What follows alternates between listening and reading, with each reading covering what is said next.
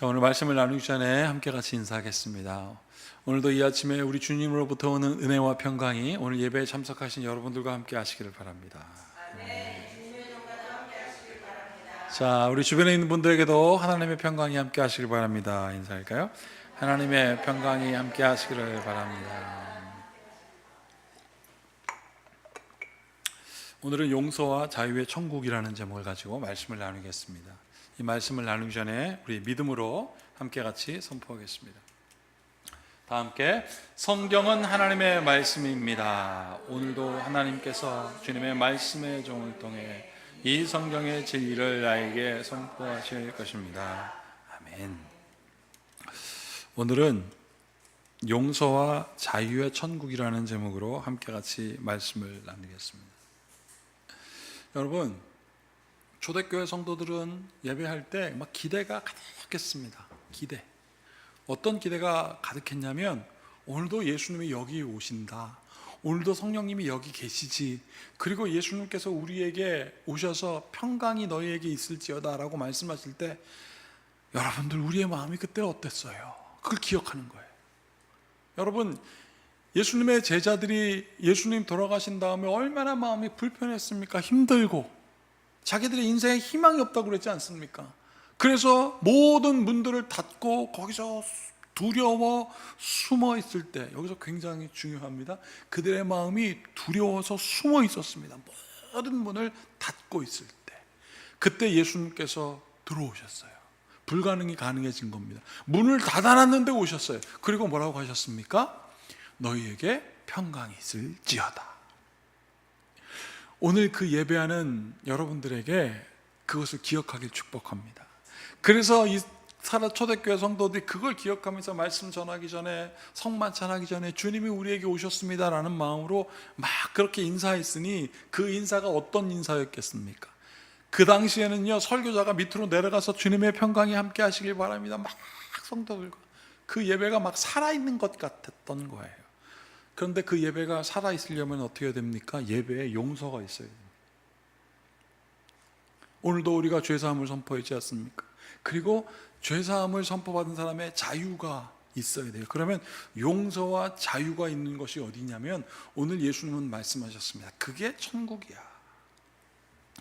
여러분, 이 제목에 우리가 용서와 자유, 천국, 이 세 가지 중요한 단어가 있는데 예수님께서는 천국에 대한 비유를 여러 번 말씀하셨어요. 오늘 이 말씀이 그 모든 천국에 대한 비유의 요약이라고 생각하시면 됩니다. 압축이라고 생각하면 돼요. 여러분, 이 천국에 대해 예수님께서 어떻게 마음을 쓰라 하셨습니까? 밭에 숨겨진 보화 같이 여겨라. 가장 좋은 진주를 살려고 하는 장사꾼처럼 여겨라. 저 밭에 보화가 있어. 그러면 다른 사람은 몰라도 내가 아니까, 여러분 중요합니다. 내 재산을 다 팔아 온통 저 보화 밭만 생각해야지. 온통 천국만 생각해야지. 온통 용서와 자유가 있는 곳에만 생각해야지. 그 하나님을 만나야지. 그게 예배였어요. 여러분, 오늘 이 용서와 자유라고 있는데 여러분, 용서할 때가 기분 좋을까요? 용서 받을 때가 기분 좋을까요? 그래요, 맞아요, 집사님. 누군가 이렇게 말씀 받을 때. 여러분, 용서할 때와 받을 때는 완전히 차이가 큽니다. 용서할 때는요, 마지못해 용서하는 경우가 있습니다. 왜냐하면 난 너무 화가 나는데 저 사람이 울며 불며 용서해 주세요. 제가 잘못했습니다.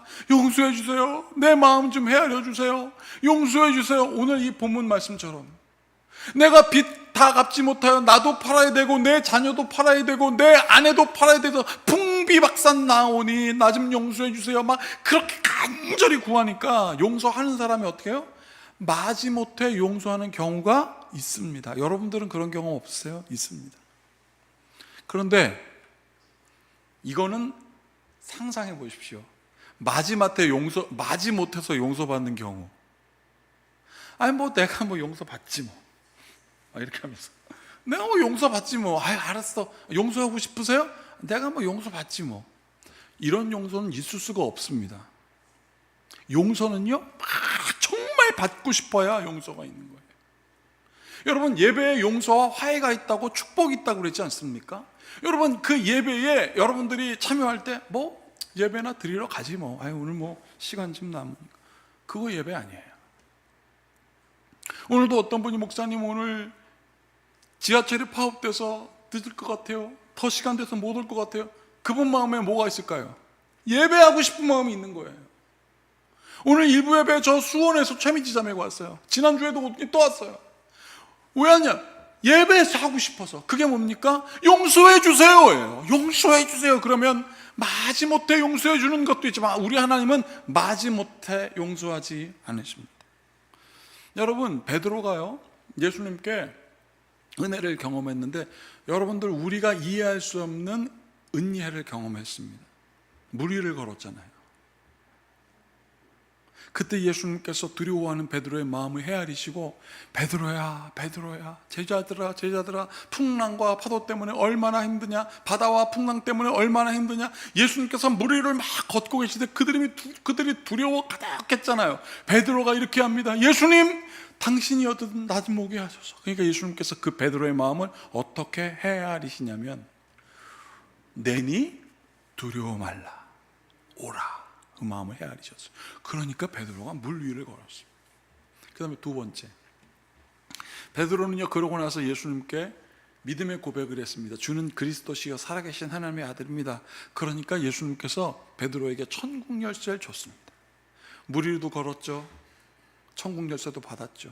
자, 그랬던 베드로가 예수님께서 고난당하셨다가 다시 3일 만에 부활한다는 얘기를 들으니까 뭐라고 그랬습니까? 결코 그런 일은 있을 수 없습니다. 그러면서 주인님한테 never라는 말을 쓰잖아요. 주인 안 돼 이거예요. never Lord. 그러면서 예수님의 멱살을 붙들고 take him aside 그랬어요. 딱 붙들고 저쪽으로 가갖고 죽지 마세요. 그랬다가 예수님한테 뭐라고 했습니까? 물 위를 걷었던, 천국 열쇠를 받았던 그가 마귀라고 소리 들었습니다. 하늘과 땅을 탕 치는 거죠. 그 다음에 지난 주일날 말씀입니다. 그런 베드로한테 마음을 헤아리시고 또 이럽니다. 베드로야, 그래도 천국은 이거야. 천국은 어린아이 같아야 되는 거야.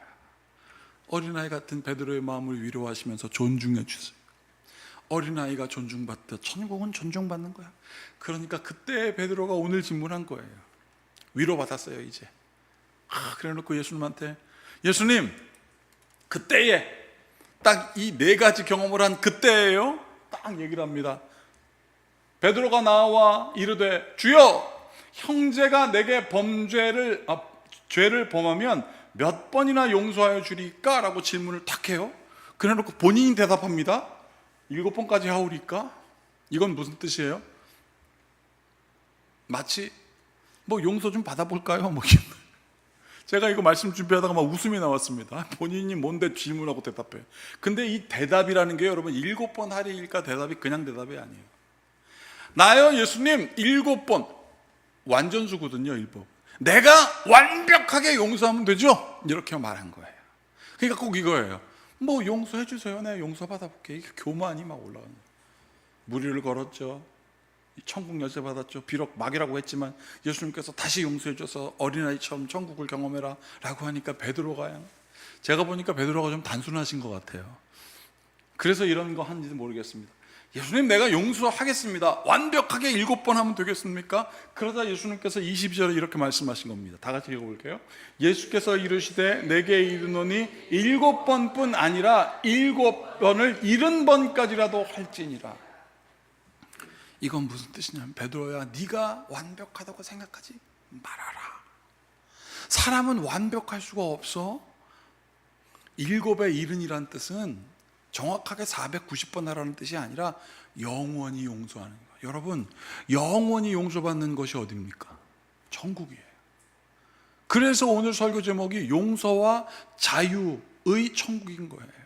베드로는 아직 천국이 몰라요. 자기 뜻대로 하는 건 돈으로도 못 가고 지식으로도 못 하고 거듭나지 못하면 가는 나라, 그거를 내가 열심히 내가 완벽하게 7번 용서하면 갈 수 있다고 생각했는데 아닌 거예요. 내 힘으로 못 가는 거죠. 그래서 예수님께서 말씀하셨습니다. 너 7번 네가 완벽하게 한다고 말하지 마. 영원한 거야. 완전한 건 하나님밖에 없어. 여러분, 그렇게 하나님께서 세상을 창조하셨습니다. 모든 걸 만드시고요, 만드실 때마다 좋아하셨습니다. 그러다가 인간을 만드시고는 뭐라고 하셨습니까? 자기 형상에 따라 만드시고 나서 심히 좋았다라고 했어요. 그리고 그들에게 축복하셨습니다. 완벽한 축복. 그래서 위로부터 내려오는 축복이에요. 그런데 이 축복을 받은 이들이 아까 베드로처럼 뭐 예수님 내가 7번 용서하면 되겠습니까? 예수님 제가 한번 용서 좀 받아볼게요. 뭐 이렇게 교만한 것처럼 인간이 거꾸로 하나님께 죄를 지어요. 그 다음에 하나님께서 이 죄에 대해서 형벌을 하시고요. 그 다음에 이걸로 끝나는 것이 아니라 다시 회복시켜 주십니다. 여러분 이걸 한번 보세요. 이게 한 방에 이루어지지 않습니다. 하나님께서 축복하시고요, 인간이 죄를 짓고요, 그 죄에 대해서 하나님이 형벌하시고요, 형벌한 다음에 다시 회복하십니다. 그냥 회복하는 게 아니라 다 어떻게 해요? 헤아리시고 하나님께서 회복하는 시간이 걸려요. 과정이 있습니다.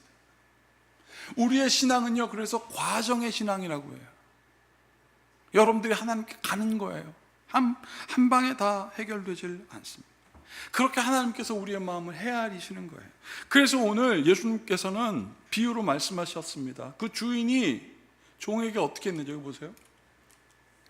내가 너를 불쌍히 여김같이 마음을 헤아리지 않습니까? 너도 동료를 불쌍히 여김이 마땅하다. 문장 구도가 또 똑같아요. 내가 너를 불쌍히 여김, 너도 동료를 불쌍히 여김. 내가 너를 불쌍히 여겼으면 너도 누군가를 불쌍히 여겨. 이게 하나님께서 말씀하신 마땅함이에요. 자, 그 다음에 그렇게 마땅한데 마땅하지 않게 아니하냐, 마땅하게 행동하지 않으니까 주인이 화가 났습니다. 주인이 노하여 그 빚을 다 갚도록 그를 옥졸들에게 넘기니라. 35절 다 같이 읽어보겠습니다. 너희가 각각 마음으로부터 형제를 용서하지 아니하면 나의 하늘 아버지께서도 너희에게 이와 같이 하시리라. 천국 열쇠 받은 베드로야, 생각해봐. 땅에서 풀린 게 하늘에서도 풀리고 하늘에서도 풀리고 땅에서도 풀리는 게 맞잖아. 용서도 마찬가지야. 그게 천국을 여기서도 경험할 수 있다는 것입니다. 여러분, 주인이 왜 이렇게 화가 났을까요? 용서받은 그 죄인이 1만 달란트 빚졌다 그랬는데 1만 달란트를 지금으로 환산하면 얼마냐면 2억 아닙니다. 20억도 아니에요. 2천억도 아닙니다. 2조. 2조를 빚졌어요. 그걸 탕감해 준 거예요. 2조요, 여러분. 너무 크니까 전 처음에 개념이 안 사는데 2조라고 하니까 얼마나 큰 돈입니까? 그거를 탕감해 줬으면 이 사람 얼마나 감격해야 됩니까? 그런데 이 사람이 그렇게 주인에게 용서받았고 그 마음을 헤아리고 자기가 진심으로 우리 아들도 팔려야 되고 내 아내도 팔려야 되고 나도 팔려야 됩니다. 나 좀 용서해 주세요. 그 진실함을 보고 헤아리고 용서를 해 주셨는데 자기는 자기한테 빚진 사람 용서하지 않았어요. 주인이 이렇게 화난 이유를 성경은 이렇게 얘기해 주고 있습니다. 그 종이 나가서 자기에게 100데나리온 빚진 동료 한 사람을 만나 붙들어 목을 잡고 이르되 빚을 갚아라. 100데나리온이요 300만 원입니다. 자기는 2조를 탕감받고 자기한테 300만 원 빚진 사람들에게 어떻게 했습니까? 목을 잡고 흔들면서 마치 베드로가 예수님 붙들고 말한 것처럼 빚을 갚으라. 그래도 안 들으니까 어떻게 해요? 고소해갖고 빚을 갚으라고 하며 그 동료가 엎드려 간구했습니다. 나 좀 헤아려 주세요. 참아주소서. 갚을게요. 근데 그거 헤아리지 않고 어떡합니까? 3절 허락하지 아니하고 이에 가서 그의 빚을 갚도록 옥에 가두거늘 그 동료들이 그것을 보고 딱히 여겨서 주인에게 가서 이 일을 다 알렸던 거예요. 저 사람은 2조 탕감 받아놓고 300만 원 빚진 사람 지금 목을 잡고 흔들고 옥에 가뒀습니다. 하나님 들어주세요. 누군가가 그렇게 하는 거예요. 여러분 억울해하지 마세요. 여러분들이 억울한 거 누군가가 그렇게 하나님께 구하게 해서 다 풀어주십니다. 내가 복수하고 내가 갚으려고 해봐 소용없습니다. 32절 다 같이 읽어보겠습니다. 이에 주인이 그를 불러다가 말하되 악한 종아, 악한 종아. 여러분 이 용서라는 말을 원어로는 뭐라고 하냐면 풀어주다라는 뜻이 있어요. 풀어주다. 이건 뭐예요? 풀어주다, 허락하다라는 뜻이 있어요. 그래서 30절에 보면 허락하지 아니하고, 하나님은 다시 한번 기회를 준 거거든요. 2조 다 탕감해 주시면서 그래 나의 종, 그 300만 원 때문에 자기는 2조를 다 탕감받아 놓고 말이죠. 헤아리질 않는 거예요. 이 헤아린다는 말이 어디 있냐면 용서라는 말에 들어있습니다. 이거 보세요. 용서, 얼굴용, 용서할 서예요. 근데 용서할 서라는 말을 살펴보십시오. 헤아릴, 밝히 보고, 깨달을 서. 얼굴에 마음이 드러나는 거예요. 진짜 용서하는 사람은요, 그 얼굴을 쳐다봐요. 저 사람이 진짜 힘들구나. 말하지 않아도 알 것 같은 거예요.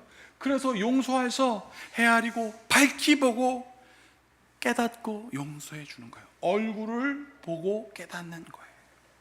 여러분, 그래서 잠언서 있잖아요. 지혜서인 잠언서는, 잠언이라는 말은 영어로는 proverb라고 합니다. 이 속담이에요. 잊어버리지 않는, 이렇게 돼 있습니다. 다 같이, 근심이 사람의 마음에 있으면 그것으로 번뇌하게 하나 선한 말을 그것은 즐겁게 하느니라. 주님이 우리를 부르는 소리는 부드럽다 이거예요. 왜 죄졌어가 아니라 왜 그랬어. 베드로에게 두려워하지 마. 여러분, WHO라고 아시죠? WHO, 국제보건기구예요. 세계보건기구인데 바로 거기서 건강을 이렇게 얘기했습니다. 건강은 단지 질병이 없는 상태를 의미하는 것이 아니라 신체적, 정신적, 사회적, 영적으로 조화로운 상태. 그러니까 헤아리는 거예요.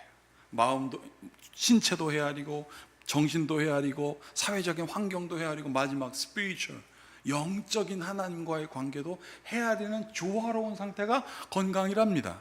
그러니 이 말이 맞죠? 근심이 사람의 마음에 있으면 그것으로 번뇌하게 하나 선한 말은 그것을 즐겁게 한다. 맞아요. 잠언서가 맞았어요. 예수님의 제자들이 예수님께 다 마음을 두고 같이 모였을 때 예수님께서 마지막 성만찬을 했습니다. 그때 제자 중에 한 사람 가룟 유다가 컵을 붙들고 마음속에 이런 생각했습니다. 당신 우리를 위하여 메시아가 되지 않고 죽는다고요? 내가 당신 은전 30을 벗어 팔기로 결심했습니다. 그러고 마음을 탁 컵을 붙들고 이렇게 붙들고 있는데 예수님께서 그거 마음 다 아시죠? 그러니까 컵에 손댄 자가 날 팔 것이다. 그래놓고 이렇게 그 사람을 헤아립니다. 차라리 넌 태어나지 말지. 제가 은혜가 되더라고요. 그때도 예수님께서 요한복음에 이렇게 말씀해요. 그때요 바로. 너희는 마음에 근심하지 말라. 하나님을 믿으니 나를 믿으라. 이 사람들 불안하거든요. 예수님 죽는다고요? 지금 만찬을 베펴놓고 지금 죽는다고요? 마음이 불안하니까 너희는 근심하지 말라. 하나님을 믿으니 또 나를 믿으라 해놓고 2절 3절 이렇게 말씀하세요. 내 아버지 집에 거할 것이 많도다.